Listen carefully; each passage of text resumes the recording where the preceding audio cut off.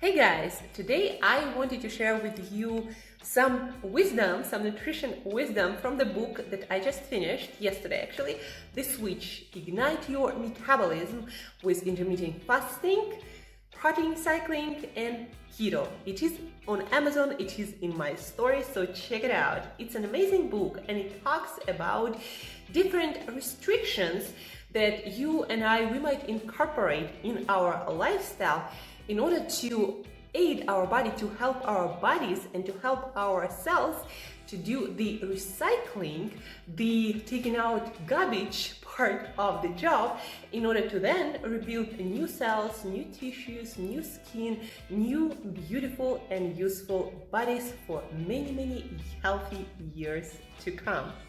And so in the book, guys, the author shares this idea and all the research supporting that, and of course the practical stuff too.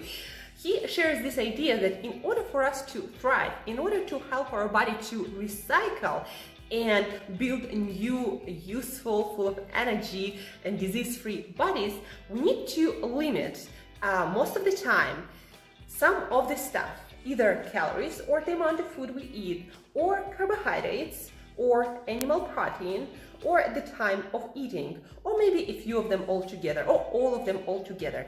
And that's what diets that succeed, that help us to succeed long term do. They help us to limit calories, carbs, proteins, animal proteins, or the time of eating. And whatever diet you follow, it probably does some of that. Either helps you to limit calories, carbs, animal protein, or the time of eating. And so guys, you've been probably following me for a while and you know that I always do some of that. Like I do intermittent fasting almost all of the time. I do limit my calories on most days, even though unconsciously, because when you eat whole foods, it kind of happens automatically. I do limit carbohydrates on most days. Animal protein, I do not eat dairy, I do not eat red meat on most days, and it's proven by the studies that mostly pro-inflammatory and anti-longevity proteins come from red meat and dairy, not so much fish and eggs. So, but for example, I don't always do all of that. Like today is my vegan day, and so I'm not really limiting carbs. I'm eating a lot of berries, vegetables. I'm not limiting calories. I'm going to be eating a lot of nuts. I'm going to be eating macadamia nuts and all of my favorite nuts that I love so much. But I am going to be limiting animal protein, eating none of that exactly, and I am limiting the time of eating. Here are, by the way, all the nuts that I'm going to be consuming today, and my menu, my vegan menu today, probably going to be somewhere around 4,000 calories.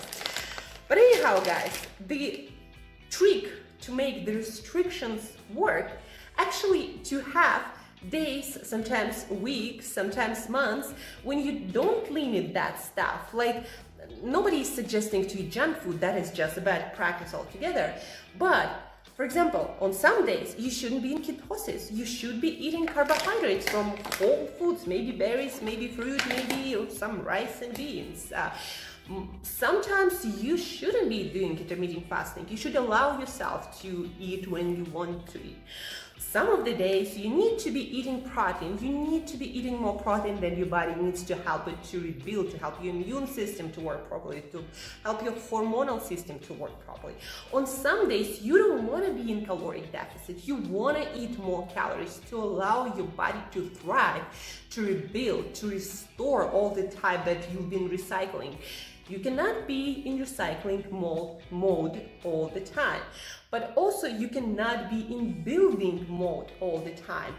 Both of those extremes create negative health consequences.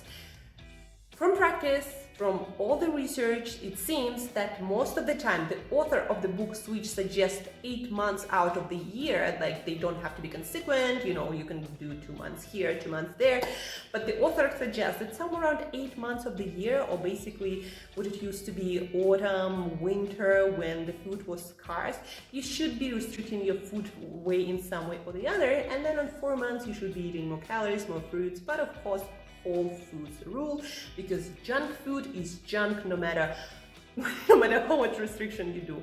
And of course, my personal advice, you always have to make sure you eat all the nutrients your body needs, no matter what restrictions you apply.